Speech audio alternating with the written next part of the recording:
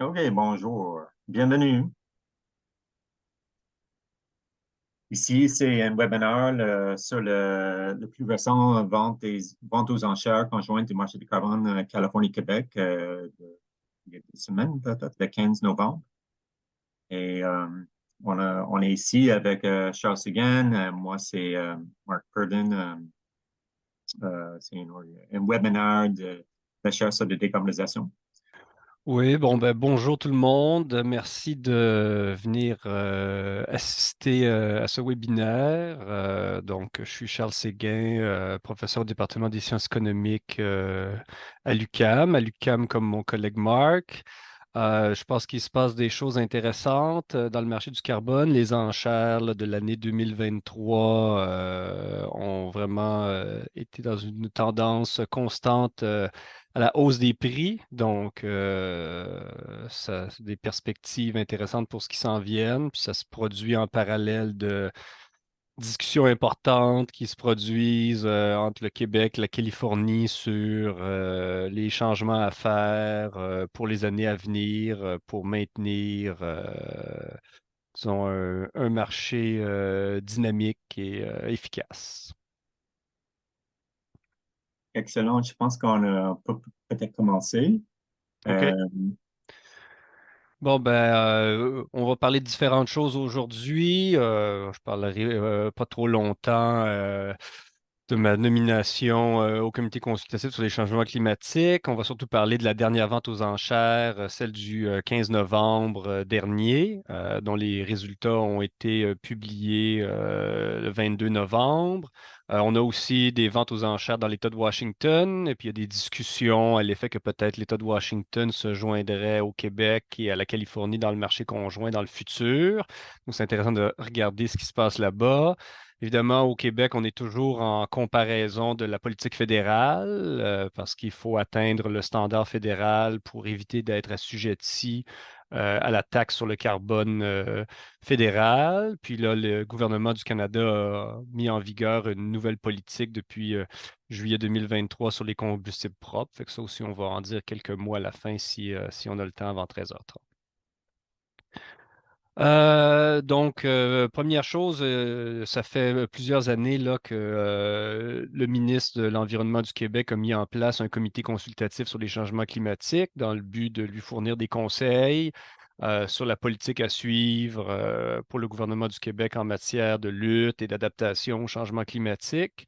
À certains égards, le ministre sollicite l'avis du comité sur certaines questions, puis à d'autres égards, le comité rédige des avis spontanés sur des questions que le comité juge pertinents.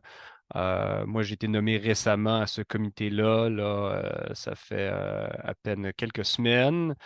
Et puis, vraiment, je pense que l'expertise qu'on est venu chercher de mon côté, c'est l'expertise sur le système de plafonnement et d'échange de droits d'émission du Québec parce que le ministre a demandé au comité de son avis sur ça. Puis plus généralement, ça se produit dans le contexte où le ministère de l'Environnement sollicite de façon générale les avis de toutes les parties prenantes de la société civile sur les changements à venir sur le système de plafonnement et d'échange de droits d'émission. Si on poursuit, bon, ça c'est juste pour remettre un peu en contexte la taille relative des juridictions en termes d'émissions. Hein. Donc, si on regarde par exemple en 2005, 483 millions de tonnes d'équivalent CO2 en Californie, 86 millions de tonnes au Québec. Donc, ça nous donne un peu cette idée. La Californie, c'est à peu près 5-6 fois la taille du Québec en termes d'émissions. Les objectifs n'étaient pas les mêmes à l'horizon 2020, donc celui qu'on a passé récemment. Pour la Californie, c'était un retour au niveau de 1990. Puis pour le Québec, c'était une diminution de 20 en dessous du niveau de 1990. Par contre, Les deux juridictions n'avaient pas connu la même évolution, disons, entre 1990 et le début des années 2000. Les émissions au Québec n'ont pas augmenté de façon importante dans cette période-là, alors qu'elles avaient augmenté de façon importante en Californie. Donc, ça remet un peu en perspective les objectifs. Puis là, un peu, euh, euh, pas à l'opposé, mais dans un changement de tendance, la Californie a un objectif qui peut sembler plus ambitieux pour 2030. Ici, on parle de 40 en dessous du niveau de 1990, comparativement à 37,5 pour le Québec, mais l'objectif californien est sujet à de possibles augmentations. Là, il y a des discussions qui sont en cours et l'établissement de plans au niveau de la Californie qui considèrent deux objectifs potentiels alternatifs, c'est-à-dire une réduction de 48 à l'horizon 2030 ou une réduction de 55 à l'horizon 2030. Alors là, ça, c'est des discussions qui sont internes à la Californie. Et si la Californie va de l'avant avec l'un ou l'autre de ses objectifs plus ambitieux, ben, ça va avoir pour conséquence le retrait de droits d'émission qui avait été prévu être alloué entre maintenant et 2030 là, de la part de la Californie. Le Québec est aussi en train de considérer peut-être pas un rehaussement formel de son objectif, mais un retrait modeste de certains crédits à venir, mais ce n'est pas du tout dans la même mesure que la Californie. Puis pour l'objectif là, à plus long terme, évidemment, l'objectif 2050, un objectif un peu de carboneutralité dans le cas du Québec. Pour la Californie, il y a un objectif préalable là, de réduction de 85 en 2045. Donc, un petit peu de rappel sur le fonctionnement des enchères, hein. Donc, la vaste majorité des droits d'émission sont vendus aux enchères. Ces enchères sont trimestrielles, donc elles se produisent 4 fois par année. C'est des enchères avec prix plancher. Les prix planchers, disons, si on remonte à 2012, étaient à 10 la tonne, mais leur augmentation était prévue de façon réglementaire à 5 plus l'inflation. Puis, disons, entre 2013 puis 2020, il y a eu un nombre important d'enchères qui se sont soldées par des ventes au prix minimum, ce qui voulait dire que la demande n'était pas assez forte et puis que pas tous les permis qui étaient aux enchères ont été vendus. Par contre, ce qu'on va voir, c'est que depuis dans la moitié de 2021, là, les prix ont monté significativement puis sont significativement en haut du plancher. Donc, on voit un peu ici la tendance sur les plafonds d'émissions, donc le volume de droits d'émission qui sont distribués par les juridictions conjointement entre le début du système en 2013 et pour l'instant la fin de la sixième période de conformité 2029. Donc, les, euh, les périodes de conformité, du moins du point de vue du Québec, à tout le moins, durent 3 ans. Puis là, va y avoir peut-être des enjeux un peu en 2030 parce que les périodes de conformité en 2030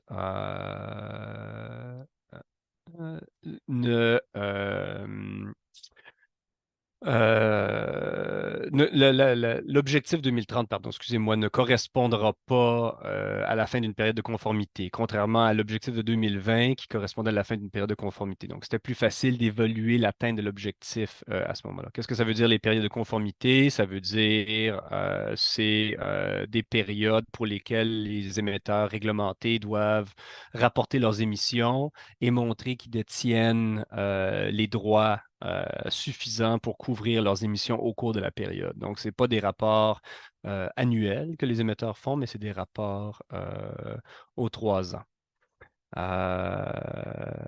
OK. Après ça, ici, je poursuis. Oups, pardon. Qu'est-ce qui s'est passé, le résultat de la vente? qu'on vient de voir à la mi-novembre.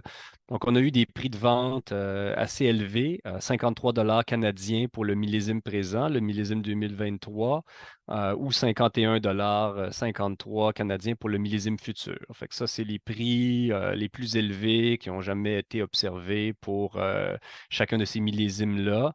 Lors d'aucune vente aux enchères précédente. Et on voit aussi que c'est des prix qui étaient significativement au-dessus du prix plancher, là, qui se situait à 30,48 canadiens pour cette vente aux enchères, là. On a une perspective un peu historique ici, hein. Donc, dans la courbe en orange pointillé, on voit le prix plancher exprimé en dollars canadiens.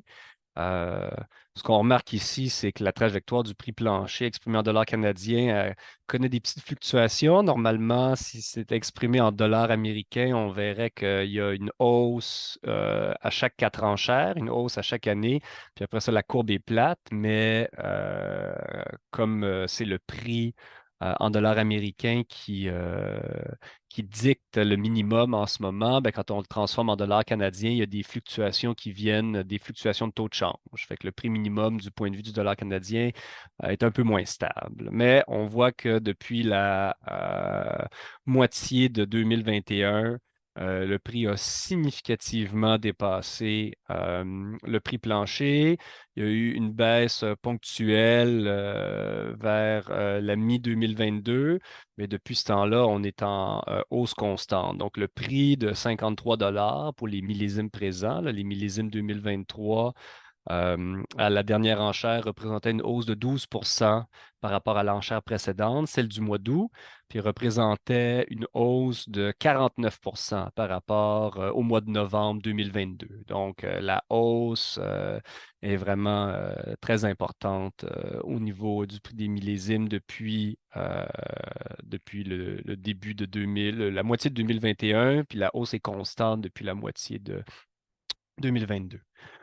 Pour le millésime futur, il y a un petit peu plus de variation parce qu'il y a toujours moins d'unités de millésime futur qui sont en vente. La compétition est toujours un petit peu moins grande, comme on observe dans le résultat des enchères où l'indice HHI est toujours beaucoup plus élevé. Donc, ça nous montre qu'il y a moins de compétition pour les millésimes futurs, mais on observe un peu la même tendance. Il y a eu un bref retour au plancher là, des prix des millésimes futurs au début de 2022, mais après ça, on est en hausse relativement constante 2022-2023, puis le prix à 51 dollars qui a été observé à la dernière enchère, c'est de loin le prix le plus élevé qu'on a jamais observé dans les enchères de permis de carbone.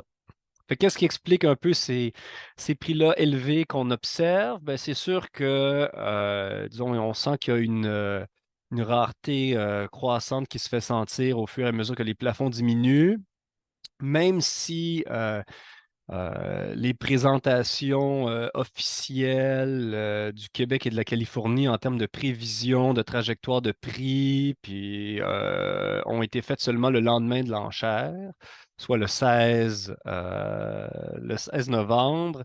Je pense qu'il y avait des anticipations du côté du marché que les règles à venir, que ce soit le retrait de permis du côté californien pour les prochaines enchères ou encore des nouvelles règles sur la mise en consigne des allocations gratuites du côté du Québec vont jouer sur une augmentation de la rareté. Donc, les gens ont voulu se procurer des permis immédiatement avant que les nouvelles règles entrent en vigueur, certaines à partir déjà du 1er janvier 2024, d'autres à partir de plus tard seulement.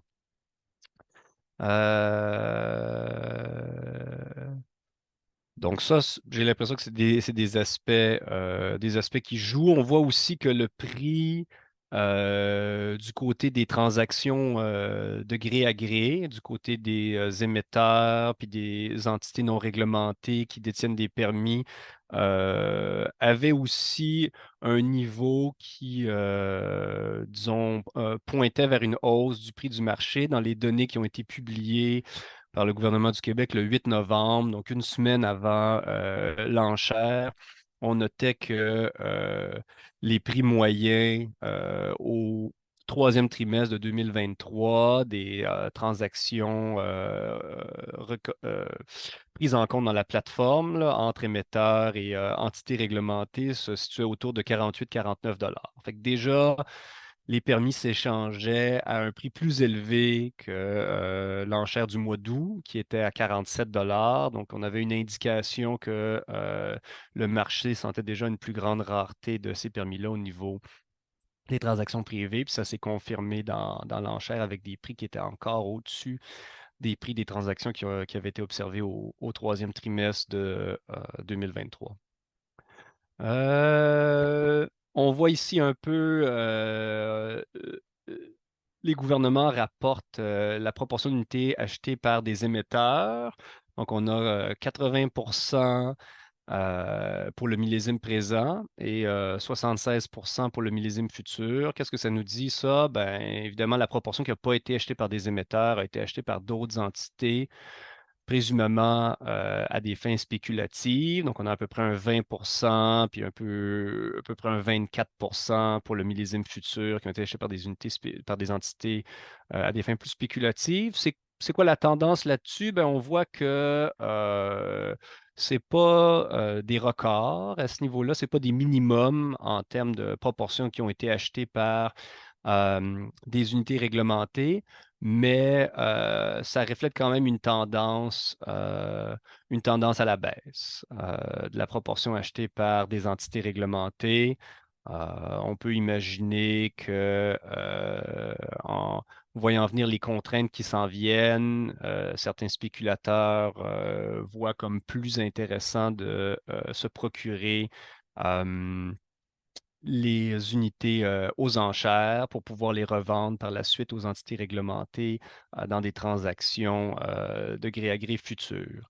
Puis on voit que là, quand même, depuis, sauf peut-être pour une petite exception, à la fin de 2022, depuis le début de 2022 en général, les millésimes futurs sont achetés en plus grande proportion par des entités non réglementées.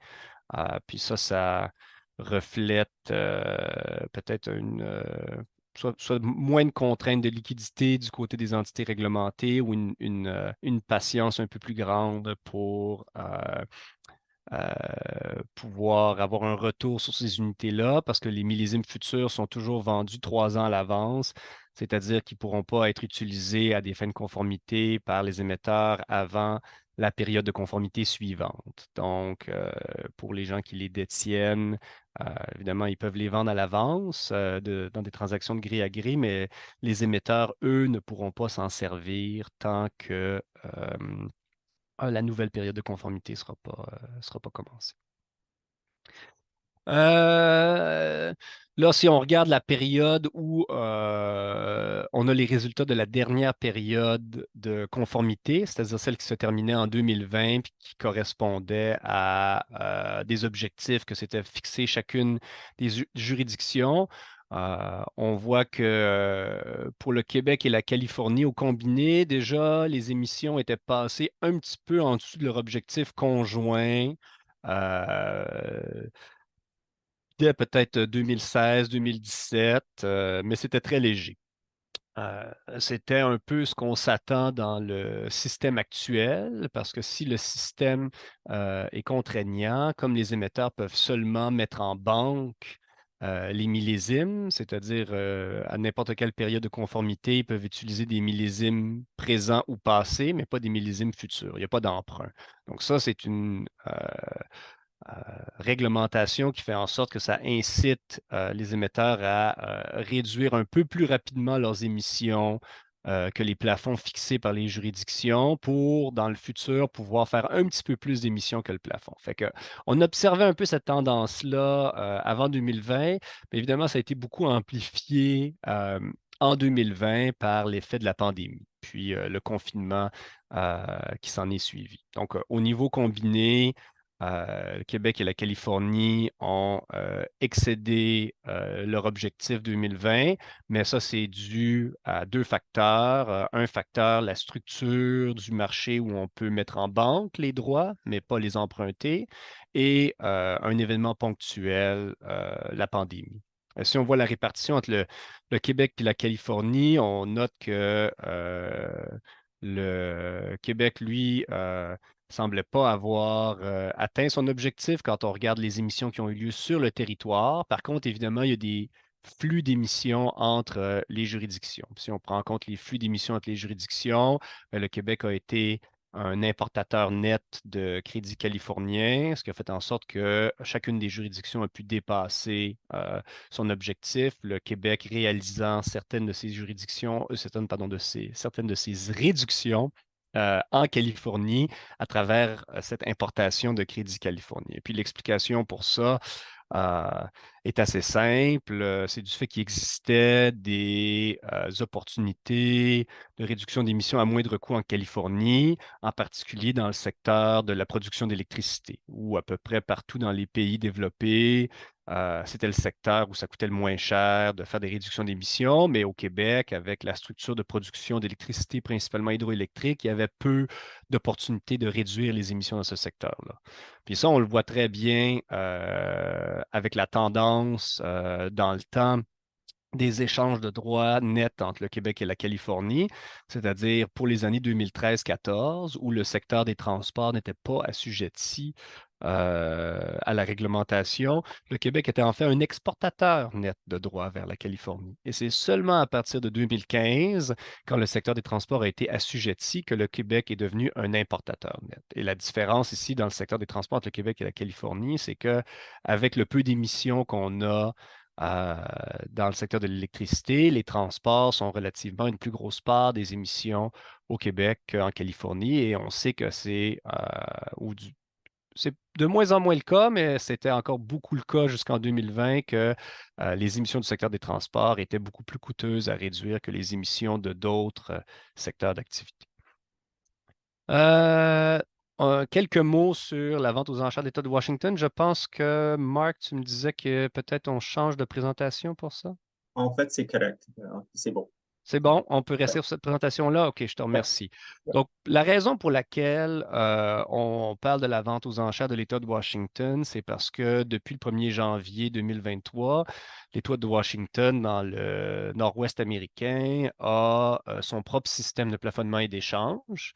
Il y a eu plusieurs déclarations qui ont été faites par différentes personnes dans l'État de Washington, même des recommandations officielles à l'effet que Washington devrait viser à joindre le Québec et la Californie dans son système conjoint. Donc, ça augmenterait la taille du système. Puis pour donner un peu une idée de la taille relative de l'État de Washington, les émissions annuelles dans l'État de Washington, c'est à peu près 100 millions de tonnes. Fait que c'est plus que le Québec, peut-être un tiers plus que les émissions au Québec, mais c'est seulement le quart des émissions en Californie. Donc, ça reste que la Californie sera le plus grand joueur, puis ça amène un joueur qui est de taille peut-être un petit peu plus grande que le Québec si jamais il se joignait au marché.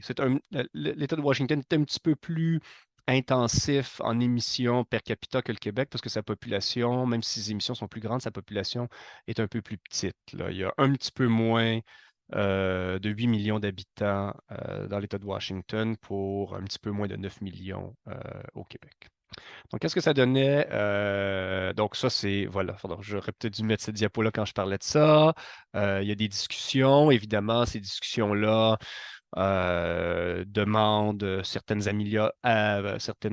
harmonisations des règles, puis ça prend l'acceptation du côté du Québec et de la Californie pour que l'État de Washington se joigne. Fait que ça ne va pas se faire instantanément, mais pour les acteurs dans le marché, c'est sûr que s'il y a quelqu'un qui se rajoute, ben, on regarde les prix qu'il y a dans son propre système pour avoir une idée de l'impact que cette fusion-là pourrait avoir sur les prix dans le système Québec-Californie actuel. Donc ici, on voit les objectifs un peu au niveau de Washington, donc des objectifs 2030 qui sont pour l'instant plus ambitieux par rapport à 1990 que ceux des deux autres partenaires, mais évidemment, la Californie pourrait réviser ses objectifs à la hausse et avoir des objectifs là, plus ambitieux que ceux de Washington. Qu'est-ce qu'on observe dans la vente qui a eu lieu au mois d'août 2023? C'est un prix très élevé. Un prix qui était à 63 dollars, mais américain, donc 84 dollars canadiens. En se rappelant que la vente du mois d'août Québec-Californie n'avait qu'un prix que de 47 dollars canadiens. Alors presque la moitié seulement du prix qui a été observé à Washington. Puis la dernière vente de novembre avec 54 dollars, on reste bien en deçà du presque 85 dollars qui a été observé dans l'État de Washington. Fait que dans l'État de Washington, les choses fonctionnent un peu différemment du Québec et de la Californie. Au Québec et la Californie, si la demande est trop forte et les prix deviennent très élevés, il y a un système de trois prix plafonds qui peuvent entrer en vigueur ou un certain nombre d'unités à des prix plafonds déterminés sont mises en vente si jamais la demande est trop forte. Donc, il y a un mécanisme qui est déjà prévu à l'intérieur de chaque enchère. Dans l'État de Washington, ça fonctionne un peu différemment. Ils font des enchères distinctes à un prix déjà fixé qui appelle Allowance Price Contained Reserve. Ça vise à modérer le prix qui a été observé. Fait qu'il y a eu une enchère APCR qui a eu lieu au mois de novembre à l'État de Washington. Je ne sais pas si on a les données ici, si on explique un peu comment ça fonctionne. OK. Puis l'enchère du mois de novembre à Washington, ça reflétait vraiment, pardon, laissez-moi revenir en arrière, le prix qui avait été observé au mois d'août, c'est-à-dire toutes les unités qui étaient disponibles au premier prix de la réserve à 51 dollars américains ont été vendus parce que c'était moins cher que le 63 dollars du mois d'août. Fait que les émetteurs étaient vraiment intéressés à avoir ces enchères-là, mais ces unités-là. Mais les unités qui étaient en vente au deuxième prix à 66 dollars, il n'y en a aucune qui a été vendue. Donc, les émetteurs jugeaient que 66 dollars, c'était pas intéressant pour se procurer des crédits supplémentaires. Donc, il y avait une anticipation peut-être que le prix de ce 63 dollars observé au mois d'août, c'était vraiment un plafond là, qu'on pouvait avoir dans la valeur de ces unités d'émission pour l'État de Washington. Mais il reste que ces prix qui ont été observés dans les enchères de l'État de Washington euh, à la fois pour sa réserve et à la fois pour l'enchère régulière sont beaucoup plus élevés que ce qu'on a observé dans le contexte Québec-Californie. Donc ça, c'est un signal peut-être que advenant une fusion des marchés, il y aurait une pression à la hausse du côté Québec-Californie parce qu'il semble y avoir une contrainte plus importante qui est imposée aux émetteurs de Washington par le système de l'État de Washington avec les prix les plus élevés. Le seul bémol qu'on peut faire peut-être, c'est que le système dans l'État de Washington est encore très jeune. Quand les systèmes sont très jeunes, des fois, il y a des fluctuations importantes dans les prix quand les gens s'ajustent aux règles. Donc, au cours de 2024, peut-être, on va avoir une meilleure idée au fur et à mesure que de nouvelles enchères vont avoir lieu. L'autre chose, peut-être, il y a peut-être des risques politiques aussi sur le système dans l'État de Washington. Récemment, il y a une pétition euh, 400 000 noms qui ont été déposés pour mettre au vote la survie du système par des gens dont l'objectif est de éliminer le système de plafonnement et d'échange dans l'État de Washington. Donc, évidemment, si ça va de l'avant, ça va limiter l'intérêt du Québec et de la Californie de se joindre à l'État de Washington. De façon intéressante, dans le passé, j'avais travaillé avec une étudiante de doctorat sur les juridictions qui étaient les plus attrayantes pour le Québec et la Californie pour créer des nouveaux partenariats dans le cadre de marché du carbone conjoint. On avait analysé l'intérêt de l'État de Washington comparé à d'autres États américains. Puis c'était un intérêt qui était, disons, dans la moyenne. Je disais, c'était pas l'État qui était le plus intéressant comme nouveau partenaire, mais c'était pas le moins intéressant. Ce qui militait en faveur de l'intérêt de l'État de Washington, euh, c'était le fait qu'il y avait beaucoup de variance dans ces émissions. Donc, quand il y a beaucoup de variance dans les émissions, il y a plus de potentiel de gain d'échange quand un nouveau partenaire se joint au système, que ce soit de leur vendre des crédits si jamais les émissions sont très élevées ou acheter de leurs crédits si jamais leurs émissions sont très basses. Par contre, ce qui était moins bon avec l'État de Washington, c'est que leurs émissions étaient positivement corrélées avec celles de la Californie et du Québec. Ça serait mieux d'aller avec un partenaire où les émissions sont négativement corrélées. Mais bon, ça, on n'a pas souvent le choix à ce moment-là. Puis il y avait aussi un aspect de la taille. Disons, l'État de Washington était de taille intermédiaire au niveau des émetteurs de gaz à effet de serre aux États-Unis. Donc, ça faisait en sorte que c'était un partenaire d'intérêt intermédiaire, si on veut. Quelques mots sur le prix fédéral, sur le carbone. Donc, en ce moment, le prix fédéral sur le carbone pour les combustibles fossiles est à 65 la tonne. Il est prévu qu'il augmente de 15 au 1er avril 2024, donc pour passer à 80 c'est sûr que c'est un prix qui est plus élevé que le prix qu'on observe en ce moment dans le marché Québec-Californie, mais la distance entre le prix Québec-Californie et le prix fédéral s'est beaucoup réduite au cours de l'année 2023 parce que les hausses fédérales sont constantes à 15 par année. Ça fait en sorte que c'est des hausses en pourcentage qui vont diminuer dans le temps parce qu'on va être à un prix de plus en plus élevé.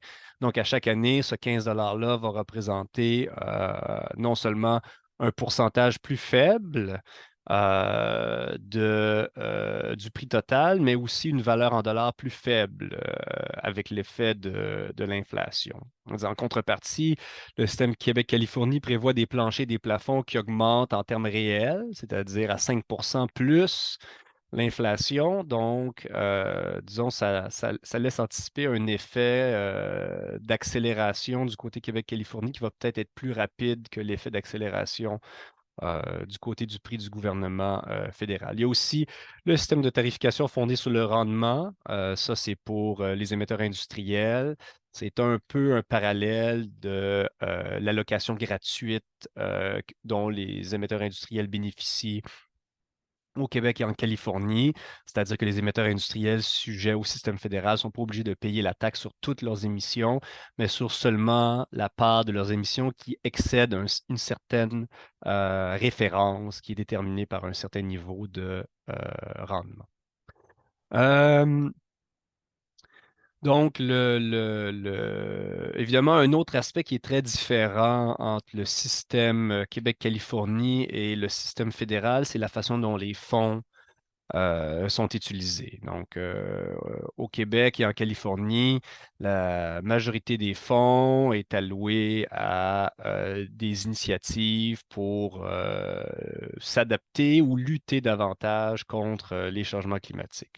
Au Québec, depuis la mise en place du système d'enchères, on parle de presque 8 milliards de dollars qui ont été versés au Fonds pour l'électrification et la lutte contre les changements climatiques, qui a porté d'autres noms dans le passé, mais qui porte ce nom-là aujourd'hui. Du côté fédéral, on vise surtout pour la taxe sur les combustibles à éviter les impacts distributifs négatifs sur les ménages. Donc, il y a un remboursement forfaitaire que les ménages reçoivent dans leur déclaration de revenus qui est censé éviter l'appauvrissement de la plupart. Puis les études montrent que généralement, ce remboursement forfaitaire-là est assez progressif au sens où les ménages les plus pauvres reçoivent généralement davantage en remboursement que ceux qu'ils ne payent en cotisation. Mais bon, euh, on a vu récemment qu'avec le contexte politique, c'était devenu plus délicat pour le gouvernement au niveau de la taxe sur le carbone. Donc, il y a eu une pause pour la tarification du mazout, qui était probablement pas une très bonne idée. Il y a eu peut-être des propositions sur doubler les réductions pour les Canadiens des régions rurales, où il y a peut-être moins de possibilités de substitution vers, entre autres, d'autres moyens de transport. Bon, ça reste que ça, c'est plus des aspects distributifs pour disons, conserver un certain appui à la tarification du carbone parce qu'on sait que s'il y avait changement de gouvernement, il semble qu'il y aurait élimination de cette taxe. Je parlais de la différence hein, au niveau de la taxe fédérale et du prix Québec-Californie. Donc, on voit que il y a eu des périodes où le prix Québec-Californie était au-dessus, disons, dans la mise en place du système en 2019. Après ça, les augmentations fédérales ont fait en sorte que le prix fédéral se maintenait au-dessus du prix Québec-Californie, mais il y a eu un rattrapage significatif là, au cours de l'année 2023 et disons, ça reste à voir les conditions économiques de ce qui s'en vient. La nature d'un système de plafonnement et d'échange, c'est que la trajectoire de prix est incertaine par rapport à une taxe où c'est davantage la trajectoire des émissions qui est incertaine. Mais disons que les ingrédients sont là en place pour que le rattrapage de prix du côté Québec-Californie se poursuive parce que les hausses fédérales vont continuer à 15 et donc vont être moins importantes en termes de pourcentage à chaque année. Bon, il y a aussi une nouvelle chose qui a été mise en place en 2023, c'est le règlement canadien sur les combustibles propres. Donc, l'objectif, c'est en ayant une approche un peu cycle de vie des carburants, de réduire l'intensité carbone des carburants au Canada entre une référence de 2016 et l'année 2030. Et les, disons, distributeurs de combustibles vont avoir différentes façons de pouvoir satisfaire ces exigences-là. C'est pas, disons, le fait de changer le mix dans le combustible, en particulier en introduisant une part plus importante de biocarburants comme l'éthanol ou le biodiesel dans le mix de carburant, c'est pas le seul moyen que les entités ont de satisfaire les exigences. Il y a aussi toutes sortes d'autres moyens qui sont à la disposition, bon, pardon, c'est pas ici, des émetteurs, puis ça va créer un système où il va y avoir des crédits qui vont être liés à la satisfaction des exigences sur les combustibles propres et ces crédits-là vont pouvoir s'échanger dans un marché. Le système euh, fédéral à cet égard-là est vraiment largement inspiré d'un système similaire qui est en vigueur en Californie et qui fonctionne depuis de très nombreuses années. La seule chose que je pourrais dire, c'est que peut-être que le système fédéral a essayé d'ajouter encore plus d'options différentes pour satisfaire à la réglementation, entre autres des options liées aux véhicules électriques. Et c'est pas très clair encore comment ces options-là vont interagir avec les autres politiques, notamment les autres politiques au Québec, où il y a un différent règlement sur les combustibles propres qui est plus simple, qui est juste directement des objectifs de pourcentage de biocarburants dans l'essence et les autres mesures au Québec pour favoriser l'électrification des transports. Donc, ça reste un peu mystérieux comment ces choses-là vont interagir avec le temps. On voit que les objectifs en matière de réduction, si on compare le programme fédéral canadien avec le programme californien, avec un programme en Oregon ou avec un programme similaire en Colombie-Britannique, ben, on voit que la tendance est un peu similaire dans toutes les juridictions. Donc, tout le monde vise une réduction du contenu carbone moyen des carburants, mais le gouvernement canadien est un petit peu moins sévère à cet égard-là que les autres juridictions, alors que la Colombie-Britannique, elle, est la plus sévère là, de toutes les juridictions. OK. Ici, les différents protocoles, donc changer le type de combustible, faire du stockage du carbone émis par le processus de production des combustibles ou faire une transformation complète de carburant. Fait qu'on voit qu'il y a des aspects comme l'aspect numéro 3, passer de l'essence ou du diesel au gaz naturel ou à l'électricité.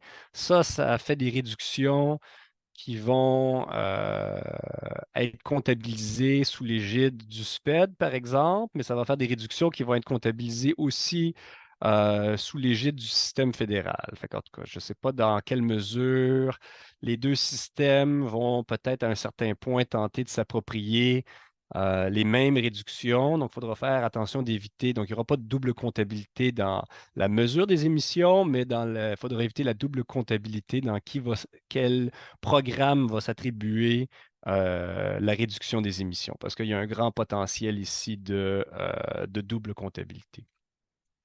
Ça ici, c'est juste pour illustrer qu'il y a ces différents moyens d'offre de crédit pour réduire les émissions, donc changer les types de carburant, faire de la capture du carbone, changer de type de carburant, faire de l'électrification. Donc ça va contribuer à l'offre de crédit, puis évidemment les volumes de carburant vendus, ben ça va contribuer à la demande pour les crédits.